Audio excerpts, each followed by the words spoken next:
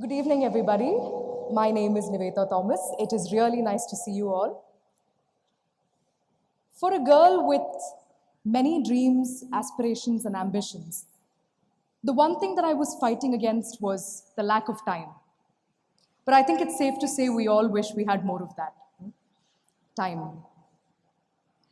As our lives and everything around us seems to be moving, seems to be like somebody played a tape recorder, pressed the fast forward button and left it that way. It's all moving at such a rapid pace, right? So it is only fair to us to pause, breathe, and take a moment to think about the past. The good we faced, the bad we experienced. But mind you, when you move forward in life, the only baggage that you would want to carry forward should be the good, because it would be an unpleasant case otherwise. As I sat down to think about how to brainstorm and compile everything that I wanted to talk about today, there was one moment, it was more of a revelation, when I realized if one 23-year-old had so many things to talk about, so much to say, imagine the kind of life experiences and stories you would get to hear from people around the world. It was really exciting to think about it. Let me take you through mine now. So I was born and raised in the beautiful Chennai city, but my roots go back to a small village called Edur in Irati, Kerala.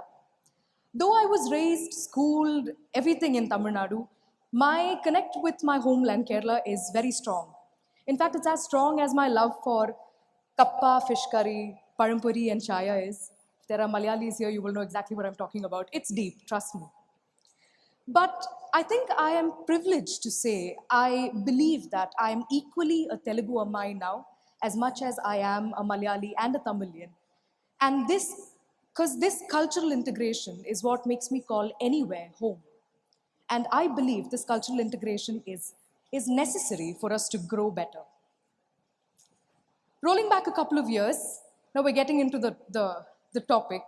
I'm going to share with you a couple of my life experiences, what I went through, and whatever I am today is because of all these experiences I had. So I would like to share it with all of you. So rolling back a couple of years, the word school, the word school resonated with an album to me. Like a photo album of Polaroids flashing in front of my eyes, I have very vivid memories of what school meant to me. I faced the camera first when I was 8 years old.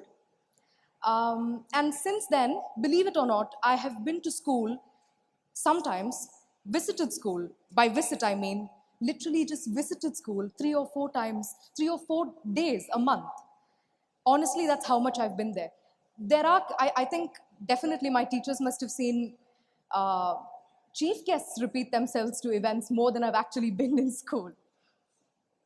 But going to work, acting, on longer schedules, and then coming back to sitting in class, being attentive, completing classworks, being on par with where the rest of the class was very taxing. Sometimes I would also want to give up removing all the makeup before I fly to bed. But before I could think about it or realize, the struggle with all this had already become my life. So, as a kid, I remember I wanted to take a moment to decide on few things before I proceeded forward. I wanted to draw a line between work and study. That's what I wanted to do.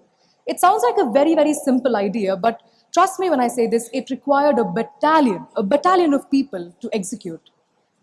I needed my teachers, my principal, my friends from workplace, my friends from school, my producers, my directors, all my technicians, and my family more than anything. And today, when I look back and think about it, I have been more than blessed. I feel like I've been blessed more than required to have had them all. In fact, my school was so supportive. My principal, Brother George, was so supportive of me going to ACT that the 3 or 4 days that I would go to school, he would look at me and be like, "Oh, Nivetha, you're here. When are you going back to work?" I was like, let me, and my timing was so off. The 4 or 5 days that I got to be in school, was when I had my math test. Don't even ask me about it. I've also played stunts where I have fever and I want my mom to take me back home just once. But yeah, I've done that, sadly. School was a bundle. School was what set my foundation. The base of the base for me is so strong, and I can so happily say that my character and my personality, anything to deal with the development of my personality, I owe it to my school, and I can't thank or talk enough about the importance of holistic education that I received from school. This one memory is so vivid in my mind, where the fact that the announcement of me receiving my first ever award for my first film in Malayalam, which was called Verdi Oru Bharya, I had received a Kerala State Award for it, and the person I got to know that from was Brother George, my principal. I was in the school ground practicing long jump or something for the sports day, all muddy and dirty. And there's a student who comes, says, principal's calling you. What do you instantly think? I'm like, what did I do now? I behaved, I was okay. Did I do something wrong? So from point A to point B, that's what I'm thinking about. So I go to his office and then he turns on the television, tunes into a channel, and he simply said, you won. So I saw my name scrolling down with the picture, and honestly, that moment, it hit me so hard that rather than feeling accomplished or satisfied, everything around me became muted. It got really quiet. And I thought that appreciation came just at the right moment in my life when I almost took it synonymous to wanting to show my gratitude towards all the people who helped me get to that point. My principal, my family, everybody came to my mind at that point. It was just so special, and that episode ended with, like in my mind, it was like all my teachers congratulating me and seeing them celebrate and seeing them feel so joyous about me achieving something was validation to me that all that hours and days of hard work, doing what I loved doing, was absolutely worth it. So from then on, I was happily studying away till there was one moment where I think I can speak confidently for all of you. There's that one moment in your school life when we feel something completely brand new. This is exactly after I finished my 12th grade, which for some reason at this point in time, it feels like a danger zone. That's how it's made to be felt, like a danger zone. When I crossed that state, I was posted with a very, very, very difficult question. What next? Honestly, this is how it was in my mind. The room got extremely dark. There's a focus light on you. All your relatives start becoming active again, even distant ones. Your parents are alert. Your siblings, and if you have younger ones, a sister or a brother, he or she is suddenly looking up at you thinking, what are you going to do? Who are you going to be? What do you want to become? What do you want to become? Who do you want to be in life? Like, do this as an exercise. Just go home and say this question 3 times and you'll want to sit down. Because I've never been able to answer this question. Who do you want to become? What do you want to become in life?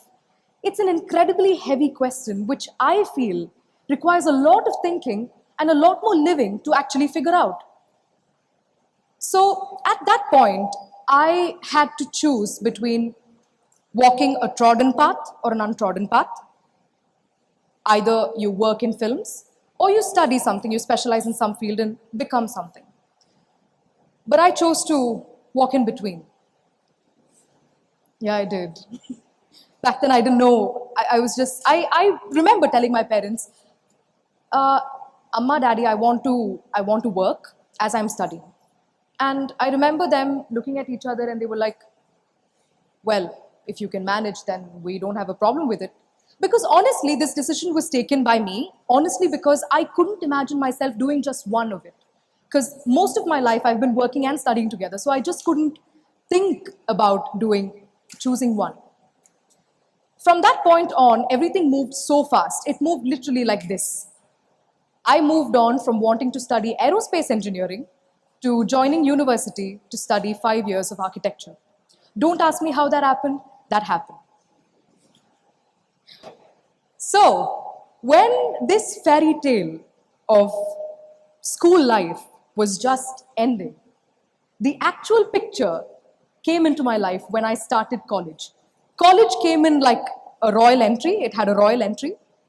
College sort of feels like us going to watch a Rajnikant film first day, first show. You have this unexplainable high. You don't know what you're feeling. You suddenly feel like an adult. You're given a car. You can drive yourself to college. School, it's only cycling and auto man. Remember my van driver who drove me for 14 years, and suddenly you have a car. You have a place to park your car. And then you're no longer wearing uniforms. It's so exciting, you feel like you're an adult and you have responsibilities.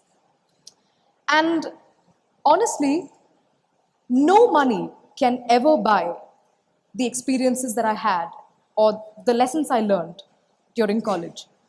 The 5 years of me studying in that institution and moving around with the people there, it taught me more about myself than anything or anybody could have ever taught me. College was fun, but architecture did not serve it easy for me, or for any of my classmates for that matter. I was visibly struggling. At this point, I had a lot of struggles with having to manage minimum attendance required to appear for exams, struggling with trying really hard to perform well, struggling with completing designs on time, struggling to be on par with where the rest of the class was. This was extremely taxing, it was. But while also listening to script readings, and there were a lot of narrations happening, which I would okay at one point so that I can work on those films when I had my semester vacation. So this is how my pattern in college life was. All this was happening, but the real struggle was inside me. I was constantly at war with my mind. I was struggling with exaggerated thoughts. I was fighting against stress more than the physical exhaustion. I was fighting against stress, strain, fear, doubt, overthinking, procrastination, and also extreme self criticism. All these were emotions I was not prepared to face. I was not prepared to handle. Nobody taught me in school or anywhere to learn how to handle these things. And all I would do is sometimes just break down and cry. Would that make me feel better? Sometimes, but not really. I would not know what to do. When I was in a point that way, um, it was extremely difficult. Now, when I think about that phase between 2013 and 2018, happily thinking about it, I often think, how did I even get through? How did I get through that point? How did I go through from semester to semester? How did I even do that? I think about it. And there were a couple of things that came to my mind. Was it the way I was so warmly welcomed into a whole new industry, the Telugu industry, which happened during my second year of college? Or was it the kind of appreciation that I and my team received for films like Gentleman and Ninnukori and everything that followed? Was it the radical thinking of my mum and the constant support she gave me? Was it the difficulty with which my father moved so far away from family to work for the family, earn money for the family, keep us in good shape, while he missed us so much and still worked with so much of conviction? Was it seeing my brother live his life like there's no tomorrow, so happy? Was it seeing my friends, though they were having struggles of their own, working extremely hard, toiling rigorously to make sure that they accomplished their dreams while helping me out too? Or was it the hand of God that was constantly there beside me, guiding me through every step of the way and always whispering in my ears that you're not alone? Yes, I believe it was all of this.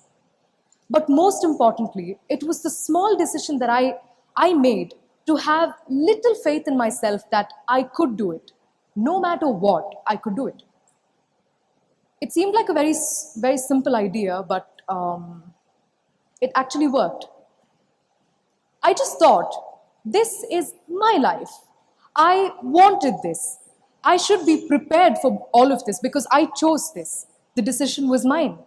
So no matter how difficult it gets, nobody is going to help you. Nobody is going to be able to help you but yourself. So when I passed out of college, honestly, I believe I came out much stronger. I came out to be a stronger person, mentally and physically. I started appreciating myself more. I accepted the bodily changes I had through time. I understood the value and importance of constructive criticism. And I started seeing beauty in flaws. Because trust me, I realized more than ever that we are perfect just the way we are. We don't realize it. We are perfect just the way we are. And boys and girls, please don't bend your knee to satisfy societal standards. Live your life because that's yours. And no matter how much you wish you got help, no matter how much you wish that this moment just passed, I close my eyes and this moment just passed, it will never happen because those things only happen in movies. You know, they really don't happen in real life. So as long as you start believing in yourself, these things will not magically happen. And through all this, I realized the importance of people and the importance of interaction. I needed people. You know, people are what? People are who made me get through all this time. They helped me a lot. Every doctor needs a patient. Every police needs a case. Every climber needs a mountain. Every speaker needs an audience. Likewise, every actor needs an audience. Like every speaker needs a listener, every actor needs an audience. And me being an actor, I feel extremely privileged to be able to be so many different kinds of people. Because that is my dream. We human beings are gregarious in nature. No man is an island. We cannot live in an alienated society. So I believe the choices I make, I wanted the choices that I make to have a rippling effect in the society, but not a crippling effect. I wanted to make sure that I am different people. That was my dream. That is my dream. I want to be so many different characters. I want to portray the shades that we all experience and we wish we experience, from good to the bad to fictional, everything. And all this while, everything that I was saying, my life story is not great. My life story is not extraordinary, and I did not do great things. But the only thing that I did, and that I'm happy about, is that I just would not quit. I would not want to stop trying. So I want to portray people that way, you know, and the medium, this is my dream. So the medium I choose to voice out my expression is cinema. And I will always continue doing that. Thank you all.